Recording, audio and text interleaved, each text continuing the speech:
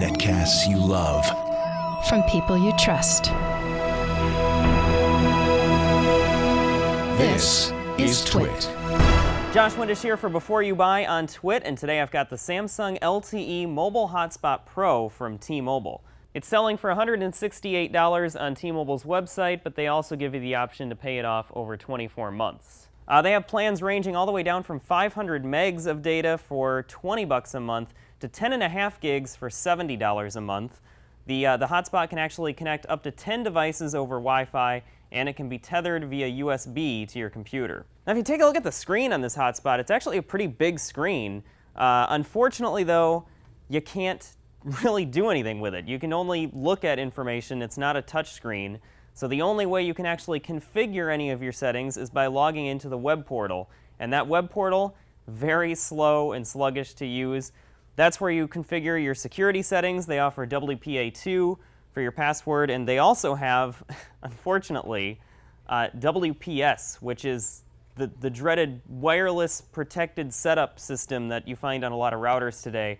Very broken system, but they actually put a button for WPS right next to the power button on the hotspot. So I can't tell you how many times I just wanted to, wake the device up or shut it down, and I initiated the whole startup process for WPS, which was very annoying. I like the design of the hotspot. It is really easy to get fingerprints on, though, and pretty easy to scratch, so be careful of that. But I think the best part of the design of this is this red stripe around the side here. It's not just a red stripe.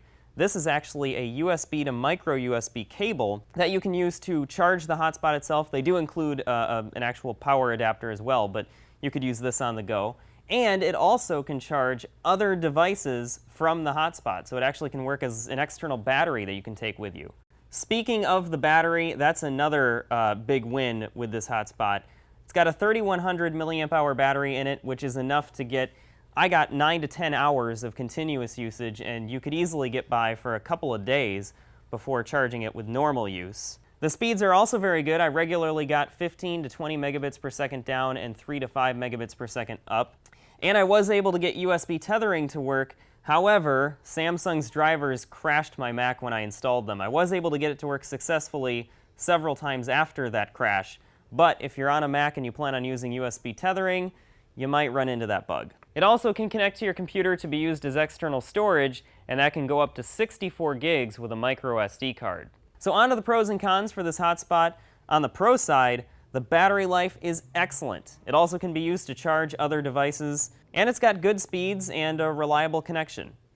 The cons, no way of configuring or changing any of your settings on the hotspot itself. You have to use the web portal, which is very slow, and Samsung's drivers for USB tethering crashed my Mac.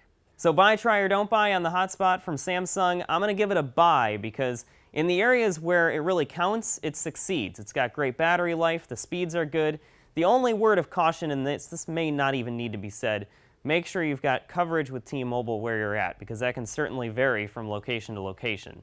But as far as hotspots go, if you need one and you're a T-Mobile subscriber, definitely a buy. For Before You Buy on Twit, I'm Josh Windisch.